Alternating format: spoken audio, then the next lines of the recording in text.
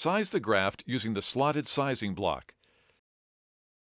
The tibial tunnel is created using standard techniques and can be done before or after the femoral tunnel is created. The preferred Versatomic AM guide is placed through the anteromedial portal and positioned in the desired location. The AccuPin is engaged to identify the plane in which the pin should exit. The Versatomic SMA flexible pin is then advanced through the AM guide and advanced to the lateral wall of the intercondylar notch. Note, recheck positioning of the guide to ensure placement has not been moved during introduction of the guide pin. The guide pin is then advanced in small increments until it exits out of the femur. Note, advancing the pin driver close to the guide helps prevent the flexible guide pin from wobbling during drilling and helps ensure solid advancement of the pin through the femur. Advance the pin until the line where color and finish changes from shiny to matte is flush to the intercondylar notch. Make a small nick at the lateral exit point of the pin and slide the outside in-depth gauge over the pin until it meets the bone of the femur. Depth gauge reading is referenced from the very tip of the guide pin. After measurements have been taken, check the amount of flexible pin exiting the anteromedial portal to ensure the entire puzzle piece portion will be supported by the flexible pin. To ream the femoral tunnel through the anteromedial portal, reference the markings of the exocentric head. Insert the Versatomic reamer over the guide pin with a single cutting flute away from the medial femoral condyle and PCL. Drill the femoral socket to the desired depth based on depth gauge measurement.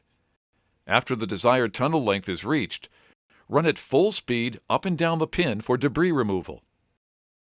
To utilize the ProCinch adjustable suspensory fixation, the tunnel must be reamed through the distal cortex with a 4.5 mm Versatomic flexible reamer. Do not use excessive force with the small shafted reamers, 4.5 to 6.5 mm. Wait for the reamer to do the work. Once tunnel creation is complete, use the suture eyelet to pass suture through the femoral tunnel.